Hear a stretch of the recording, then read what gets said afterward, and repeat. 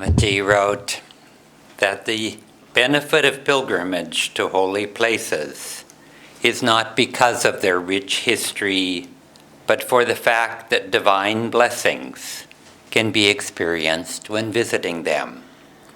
Their very soil is impregnated with a higher consciousness. We should tune in sensitively to their vibrations, and our heart's feelings must be stilled in order to receive divine blessings. Those of us who were in Israel found it easy to feel the divine blessings in the places where Christ lived. And Yoganandaji said that he didn't put Christ on his altar out of courtesy to Christians, but that Babaji gave him the mission to share what he called the original teachings of Christ and the original teachings of Sri Krishna. And those original teachings may not resemble what we might hear from a modern Hindu politician or a Orthodox Christian priest. This science of yoga is not based on belief or opinion, but is based on individual inner experience. And this is what we talk about every Sunday here. And the essence of this experience is not limited to East or West or to a religious believer or an atheist. It's common for everyone. One of our favorite places that we went in Israel was the place where Christ died.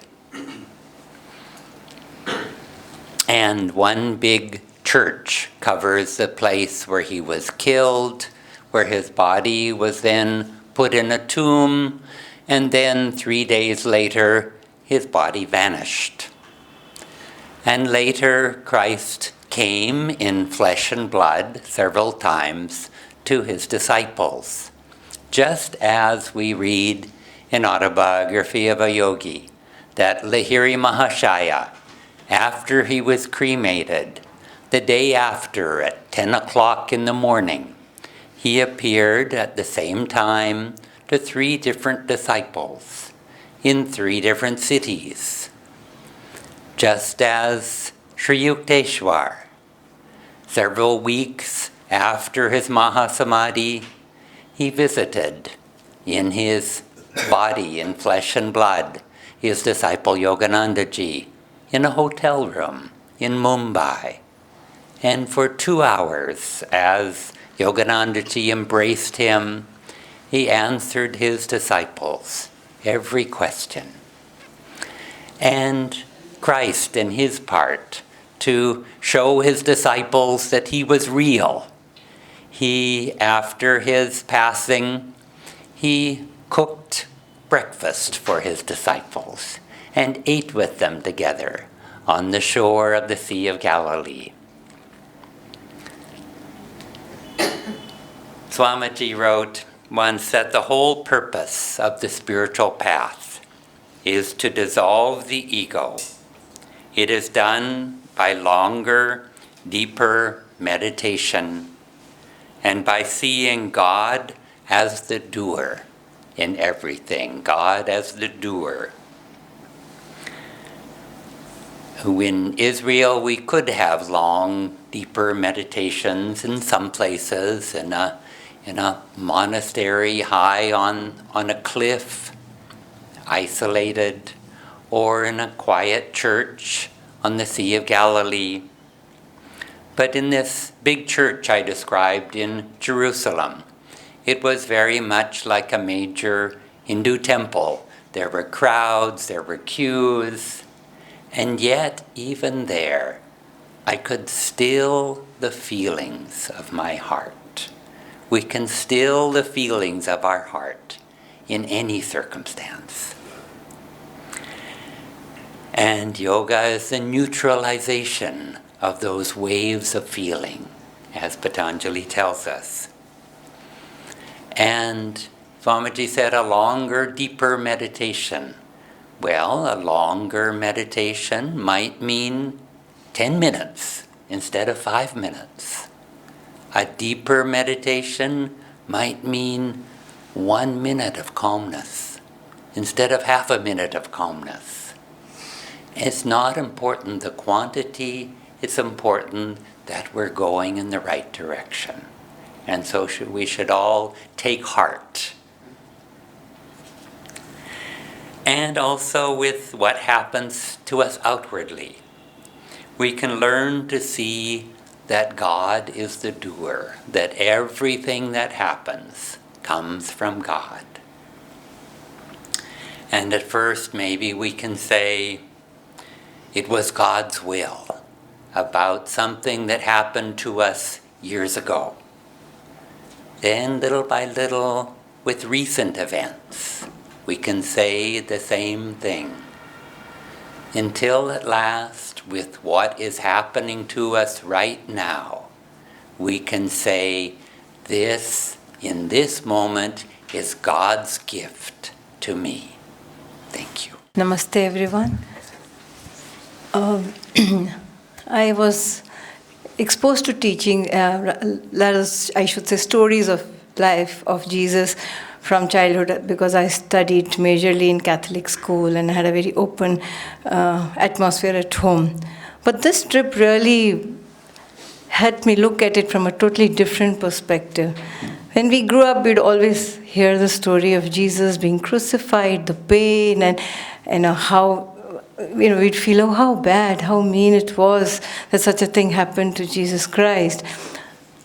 But from the explanations Swami Asha gave us and the way we could go in deeper understanding of this whole thing, the learning I got was that, we all are carrying our crosses because we all are facing obstacles, challenges, difficulties in our lives. None of our lives are free from that.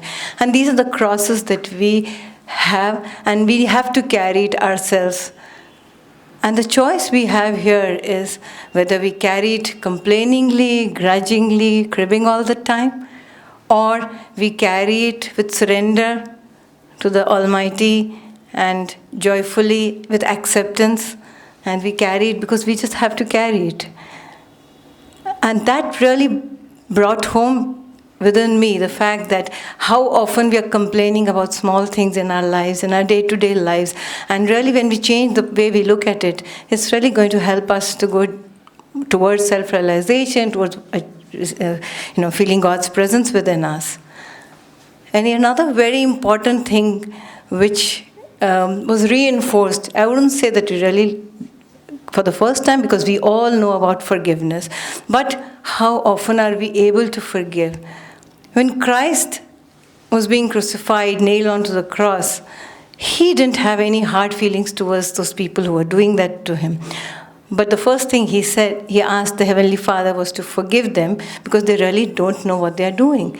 And what do? We are hurt by somebody, someone says something, how much we carry it in our heart. So the first thing is forgiveness. We really need to forgive. And when we forgive, we're able to expand our heart's light, our energy, and envelop those people as well in it. So I think these were the two very main learnings which I got. And I wish and I hope that I can hold on to it till the last breath of my life. And I think the Holy Land, as Keshava said, is so full of that energy that it just makes you go deeper into these teachings and really feel that we are so fortunate that we are able to compare it and blend it with teachings of Krishna as well.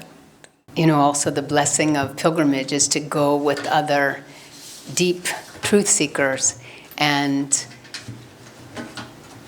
everywhere we went, I'd say we could all feel, because we were carrying our own magnetism of Master's grace, of Master's power, of the power of all the gurus here, of Krishna's power also. But everywhere we went, we were able to take the stillness that we practice every day in meditation, and in that stillness open ourselves to what the Spirit of Christ was showering upon us. And it was a deep blessing for all of us, very transforming.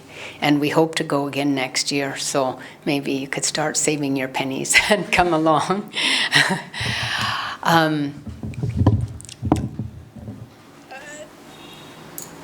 As I said earlier before singing, we went to these two main areas, Jerusalem and the Sea of Galilee. And in Jerusalem was the Holy Sepulchre, which is this huge church that Keshava was just talking about, where Christ was crucified, where his body was laid afterwards, where he resurrected from, but also where Mary, Martha, the other Mary, and James all stood and watched as the crucifixion was happening. And, the place also where Mary ran into Jesus just as he was resurrecting and didn't recognize him at first. And so all these, this is all in a very small area, hard to believe because it seems like this would be over miles and miles of territory. This is all in a very relatively small area, maybe 4 times the size of this property or something like that, because this was just out on a hill where the cross was. And so, and the tomb was nearby. So just imagine being in a place with that much power. And one of the things that we had been talking about with each other is when we went deep into meditation there, I felt like also I was in Babaji's cave. I felt also that I was in Four Garpar Road. I felt also like I was in Sri Yukteswar's Samadhi Mandir in Puri. The power of God that flows through these avatars, that's our destiny. That's our great blessing as disciples to be able to tune in to that vibration and receive it wherever we go. And I think one of the major lessons for me in this pilgrimage is, we have to walk the path that those disciples walked. I mean, yes, we have to walk the path of the avatar. They all come and show us this is what it's going to take. Now, Master wasn't crucified. Sri Yukteswar wasn't crucified. Swami Kriyananda wasn't crucified. But they all, in their different ways, faced major tests, and they all gave everything of themselves to others. And as Rashmi read, our salvation is in the surrendering of our ego. And how are we going to do that? It's going to look different for every single one of us.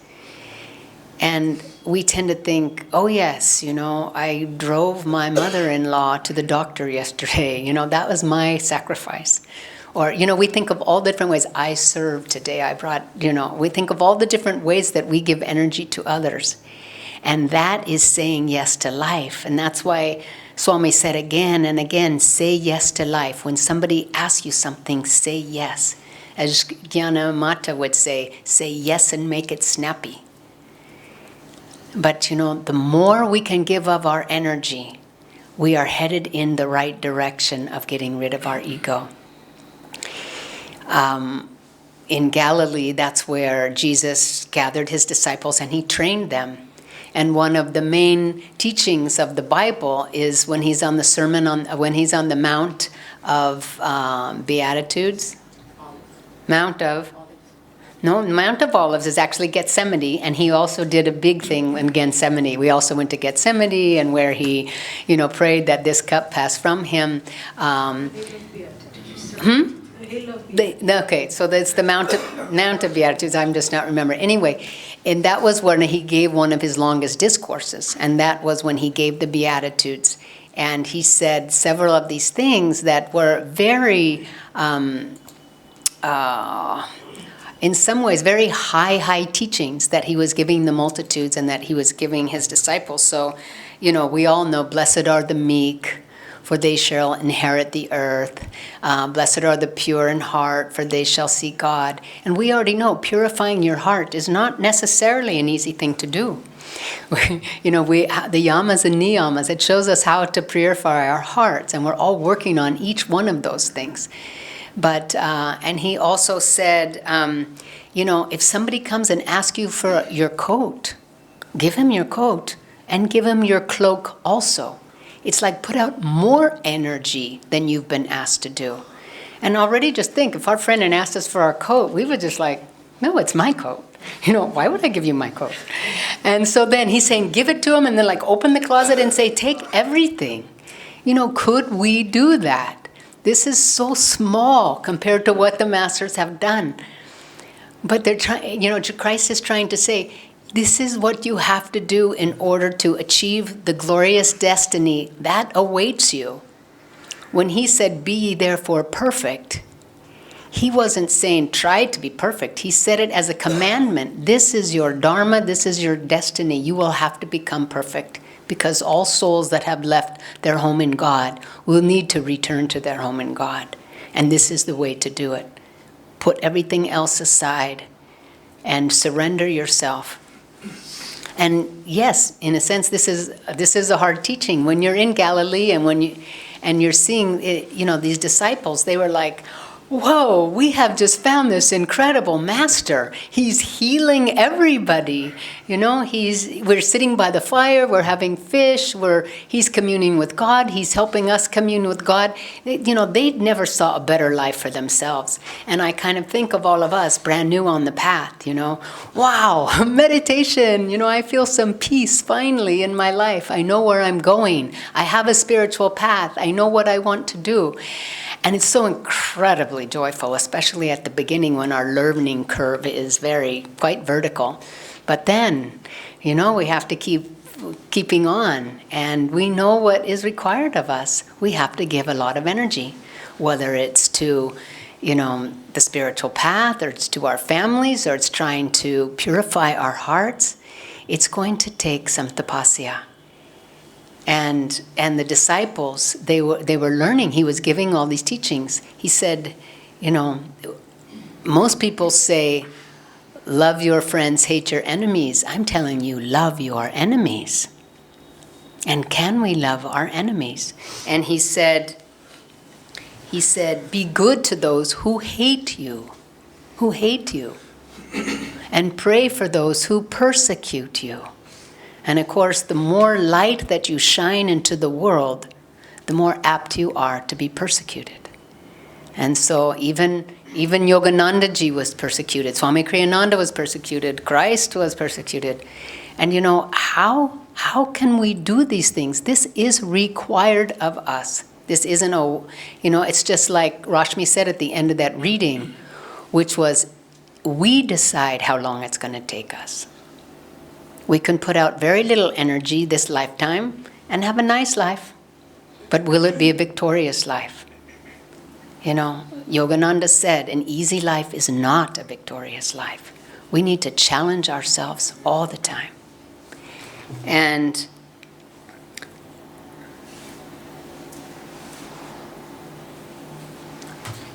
yes, Christ said, it is more blessed to give than to receive. And we have to ask ourselves, when somebody asks us, like for our coat, or can you do this for me? Can you even serve at the ashram? Can, you know, some relative, some friend ask something very difficult about you? Are you going to say yes? You know, can we rise to the occasion and put ourselves last? Those who are last will be first, Christ said. If we put ourselves last, we're beginning to practice getting rid of our ego. Don't think of ourselves, think of others. And when somebody asks you, can you say yes? Or when you see a need, can you just step forward into it and say, I will do this, without being asked. So these are the kinds of things that are being asked of us. And Christ said at the end, near the end of his life, he said, you know, I don't know the exact quote, but, you know, I will lay down my life for my friends. And we have to ask ourselves, would we be willing to lay down our lives for God, Let's ask that first. Would we be willing to lay down our lives for God? Let's think about that. Let's contemplate that today. For God. If somebody was holding me over the fire, someone was ready to cut my head off or crucify me, would I denounce God or would I stand for Him and give up my life? Then you can say, would I do it for my Guru? Would I do it for my friends? Because if you can say yes to those, we understand that the body, it's only the body. It's not who we really are. Our soul's growth, if we say yes, will be with us forever and eternally. This incarnation is just this incarnation. It will go by fast, and we'll have another one soon. So when we think of what is going to be required of us, I guess, when I was visualizing the disciples, when they all scattered after Christ was crucified, and how they got back together later, and He said of them, when you were young, you got to do what you want and go where you want. But now when you're older, when you get older, He said, men will take you to places you don't want to go. I mean, He foresaw their future. They would all become martyrs. So He said, practice. Do these things, put out the energy, follow these commandments, follow these beatitudes. And Asha told us a story that she used to have fears of being in a concentration camp. She's Jewish, and it's probably her samskars. She had fears of being in a concentration camp, and what would I do if somebody else was being tortured? Would I jump forward and stop it, and then I would probably be killed? Or, what would I do in that moment? How would I know what to do? And Swami said, what you're really asking is, in a moment of crisis, will you know God's will? And he said, the only way to know what to do, what God's will is in a crisis, is if you practice when it's easier. So we have to practice to know God's will when it's easier. Ask all the time. Give of yourself. Give your energy. Put yourself last. And practice when it's easier. Then that moment when a test comes to us, which may be the test of our destiny, must be the test of this incarnation, that will we be able to step forward and say, yes, I will go. Yes, I will do it. All our daily sadhana, all the seva that we do, everything we do for others is just practice for that moment when it's really going to count. So, like Krishna told Arjuna, you must stand up and fight. You must fight this battle. That's what Jesus was telling his disciples, and I really felt it on this pilgrimage. We give a little bit, then a little bit more, then a little bit more, but we must keep practicing until we can give it all, because that is our destiny, to become one with their consciousness, to become like them. That's the whole reason they come, is to say, this is how you can become like me. Now start practicing.